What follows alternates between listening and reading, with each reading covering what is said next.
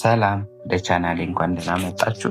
ዛሬ በሁለት በጣም ተወዳጅና ከፍተኛ ውጤታማ የሆኑ የእርግዝና መከላከያ ተከላዎች ኢምፕላኖን እና ጃድል ዙሪያ ያሉትን እውነታዎች እንመለከታለን። ከመጀመራችን በፊት ይህ መረጃ ለመማሪያ ብቻ እንደሆነና የሕክምና ምክር እንደማይተካ ላሳስባችሁ እወዳለሁ። እስቲ በመቀጠልም እነዚህ ሁለቱ የመከላከያ ዘዴዎች ምን እንደሆኑ እንመለከታለን። ሁለቱም ኢምፕላኖን እና ጃድል ሆርሞን የሚለቁ ተከላዎች ናቸው። በሰለጠነ የጤና ባለሙያ በላይኛው ክንዶ ቆዳ ስር የሚገቡ ትናንሽና ለስላሳ ዘንጎች ናቸው። እነዚህ ለበርካታ ዓመታት እርግዝናን የሚከላከሉ ፕሮጀስቲን ሆርሞን ያለማቋረጥ ይለቃሉ። ከ99% በላይ ውጤታማነት ያላቸው በመሆናቸው እጅግ በጣም አስተማማኝና ምቹ ዘዴዎች ናቸው። ዋና ዋና ልዩነታቸውን እንመልከት። ሁለቱም ተመሳሳይ ቢሆኑም ሶስት ዋና ዋና ልዩነቶች አሏቸው። አንደኛው የዘንጋቸው ብዛት ነው። ኢምፕላኖን አንድ ነጠላ ዘንግ ሲሆን ጃድል ደግሞ ሁለት ዘንግ አለው። ሁለተኛው ልዩነታቸው የሚለቁት ሆርሞን ነው። ኢምፕላኖን ኢትኖጀስትሮል የተባለ ሆርሞንን ይለቃል። ጃድል ደግሞ ሊቮኖጀስትሮል የተባለ ሆርሞንን ይለቃል። ሶስተኛው ልዩነታቸው የሚቆዩበት ጊዜ ነው። ኢምፕላኖን በአጠቃላይ ለ3 ዓመታት ውጤታማ ሲሆን ጃድል ደግሞ እስከ 5 ዓመት ሊያገለግል ይችላል። ጥቅማቸውን እንመልከት። ከ99% በላይ ውጤታማ ናቸው። አንዴ ከተገጠሙ በኋላ ስለነሱ ማሰብ የለቦትም። ዕለታዊ ክኒንን መውሰድ አያስፈልግም። ለረጅም ጊዜ የሚሰሩ ሲሆን ሲወገዱም ወዲያውኑ የመውለድ ችሎታን ወደ መደበኛ ይመልሳሉ። ጡት በማጥባት ጊዜም ቢሆን ለመጠቀም ደህና ናቸው። እስቲ የጎንዮሽ ጉዳታቸውን እንመልከት። ለሁለቱም የተከላዎች በጣም የተለመደው የጎንዮሽ ጉዳት የወር አበባ ዑደቶን መለወጥ፣ ያልተጠበቀ ደም መፍሰስ ወይም ለረጅም ጊዜ የሚቆይ ደም መፍሰስ ሊያጋጥምሽ ይችላል።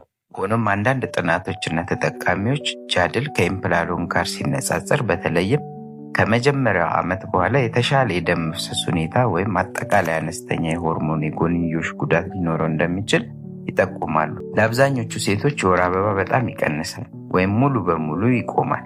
ይህም በእንግሊዝኛው አሚኖሪያ ይባላል። ይህ የወር አበባ መቆም ምንም አይነት ጉዳት የሌለው ነው። ሌላኛው የጎንዮሽ ጉዳታቸው ራስ ምታት፣ የጡት ህመም ወይም የስሜት መለዋወጥ ሊሆን ይችላል። እነዚህ ካጋጠሙት በቶሎ ሐኪሙን ማማከር ይጠበቅቦታል። ከላይ ለመነጋገር እንደሞከርነው በጣም ብዙ ጊዜ የሚያጋጥመው የወር አበባ መዛባት ነው። በተለይ የ3 ዓመቱ መከላከያ ላይ የወር አበባ መዛባት እጅግን ይበዛ ነው። ብዙ ሴቶች እንደሚናገሩት ከ4-5 ጊዜ በላይ ሞዲሶችን በቀን ውስጥ ይቀየራሉ። ይህ ችግር የሚያጋጥምሽ ከሆነ በፍጥነት ወደ ጤና ተቋም በመሄድ ሐኪምሽን ማማከር ይጠበቅብሻል። ይህንን የወር አበባ መዛባት ለመከላከል የምንጠቀመው ዘዴ በጣም ቀላል ነው። የሚዋጥ ክኒን በመውሰድ ማስተካከል ይቻላል። ሌላኛውና በጣም መጠንቀቅ የሚጠበቅብሽ የሰውነትሽን ክብደት እጅጉን እየጨመረ መሄድ ከሆነ ነው። ይህ የሰውነት መጨመር የተለያዩ የጎንዮሽ ጉዳቶችን ይዞ ሊመጣ ስለሚችል በአፋጣኝ ወደ ሐኪምሽ በመሄድ ክብደትሽን ቼክ ማስደረግ ይጠበቅብሻል። ሌላኛው ብዙ እናቶች የሚናገሩት ጉዳት የስሜት መቀነስ ነው። ያ የስሜት መቀነስ የመደበር ስሜት ሊሆን ይችላል፣ ወይንም ደግሞ ከባለቤትሽ ጋር ያለሽ ጾታዊ ግንኙነት ላይ ያለው ስሜት ሊሆን ይችላል። ይሄ እጅግ ከባድና ቤት ውስጥ ብዙ ችግር ሊፈጥር የሚችል ችግር ስለሆነ በአፋጣኝ ወደ ሐኪምሽ በመሄድ ሐኪምሽ የሚነግርሽን ማድረግ ይጠበቅብሻል። ሐኪምሽ ከመከረሽ ምክር በኋላ ነገሮች ማይስተካከሉ ከሆነ በአፋጣኝ ወደ ሌላ የመከላከያ አማራጮች መሄድ ይጠበቅብሻል ማለት ነው። እስቲ ለእርሶ ተስማሚ የሆነ የትኛው ነው? የመጨረሻው ውሳኔዎት ምን ሊሆን ይችላል?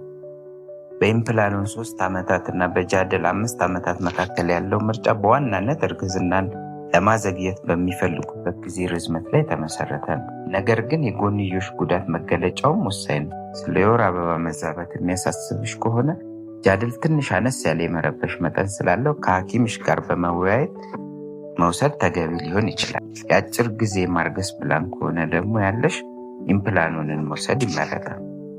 በጣም አስፈላጊው እርምጃ ትክክለኛ የጤና ምክር ማድረግ ነው። በመጨረሻም ስለተመለከቱኝ ያመሰግናለሁ። ይህ ንጽጽር ስለ ኢምፕላኖን እና ጃድል ግልጽነት እንደሰጠ ተስፋ አደርጋለሁ። ይህ መረጃ ጠቃሚ ሆኖ ካገኙት ቪዲዮውን ላይክ ያድርጉ፣ ለሚያስፈልገውም ሰው ያጋሩ። እናም ለተጨማሪ የእናቶችና የህፃናት ጤና ላይ መረጃዎችን ለማግኘት ሰብስክራይብ ያድርጉ። በሚቀጥለው ጊዜ እስክንገናኝ ደህና ሁኑ።